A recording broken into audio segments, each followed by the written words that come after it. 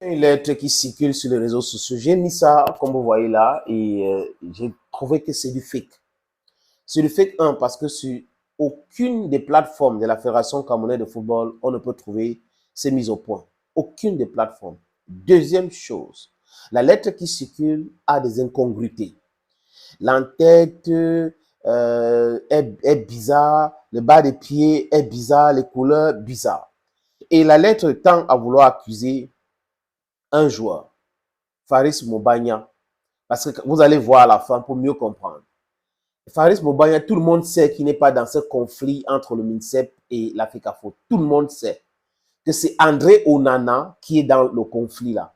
Tout le monde sait, tout le monde connaît que André Onana est l'élément que le ministère des Sports, à travers les autres contacts et autres, est en train d'utiliser contre Samuel Eto'o-Fils. C'est un secret de polichinelle.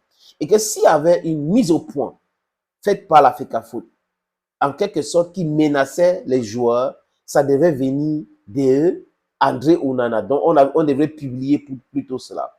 Donc, ceux qui publient cette histoire, c'est ceux-là qui n'aiment pas les Lions indomptables et qui n'aiment pas ce qui s'est passé au stade hier, que Samuel Eto'o-Fils a imposé le respect au ministre. On a vu cette face-à-face électrique entre le ministre, il a mis la tête au sol et autres entre-temps. Donc, vous voyez, les gens ne sont pas très contents. Donc, parce qu'ils ont été battus.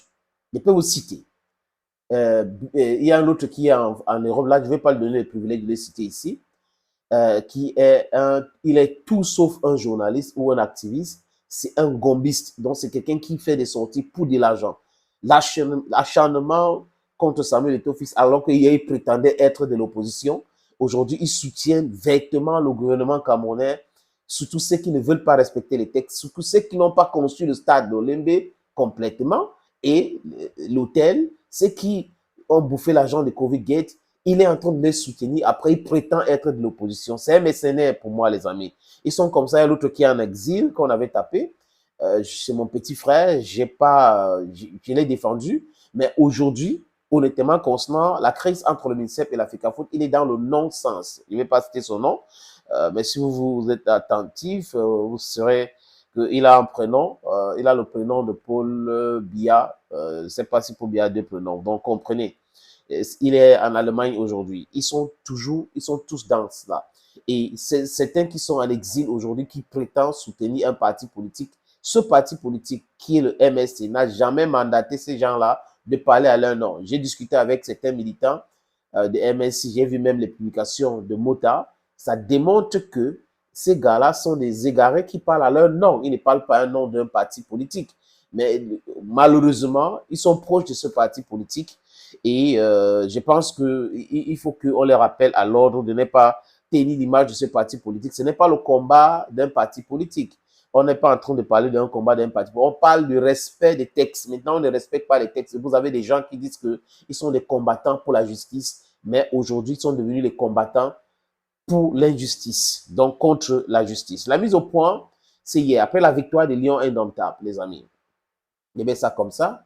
Après la victoire des Lions indomptables, donc c'est au 8 juin, on voit ici joueur de la sélection masculine A. Et j'ai oublié de dire, il y a Jean-Bruno Tagny qui a aussi publié cela en affirmant, il n'est pas même prudent. Il ne dit pas ça au conditionnel. Jean-Bruno Tagny affirme, et il a toujours affirmé des choses comme ça contre l'Africafoot qui sont fausses. Il a toujours fait des analyses qui n'ont jamais réussi par rapport au fait qu'il est animé, selon moi, je peux me tromper, de la haine.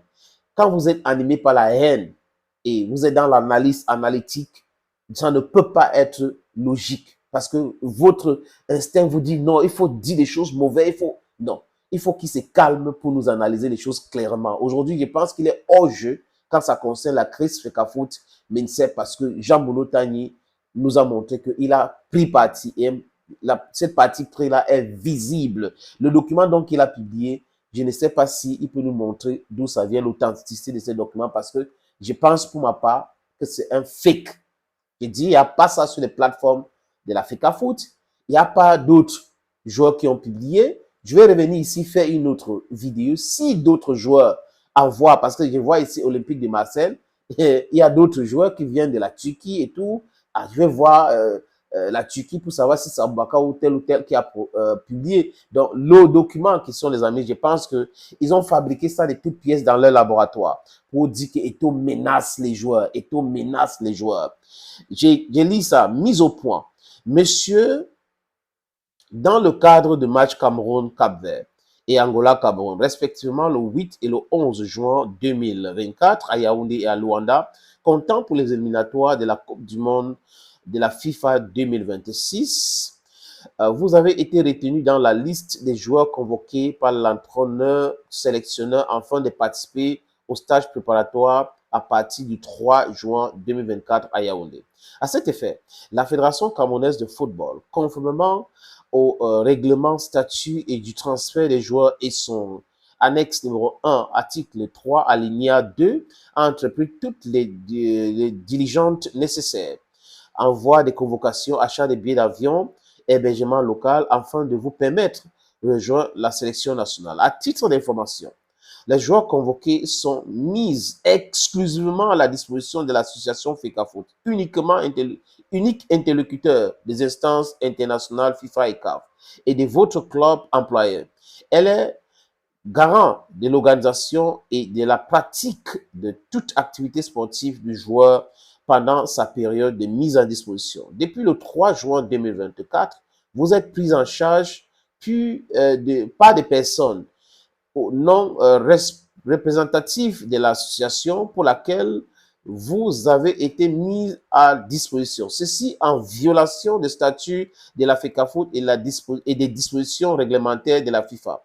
Pour la rencontre Angola-Cameroun du 11 juin 2024 à Luanda, nous vous demandons de rester entièrement à la disposition de la FECAFOOT et de respecter le programme qui vous serait communiqué incessamment. La FECAFOOT ne tolérera plus toute violation et non-respect de l'obligation de joueurs pendant la période de mise à disposition. Ainsi, elle se réserve pour toute déviance d'appliquer l'article 6 de l'annexe 1 du dit statut qui dispose toute violation des dispositions de la présente annexe entraîne des sanctions disciplinaires qui seront imposées par la commission de discipline de la FIFA sur la base de son code disciplinaire.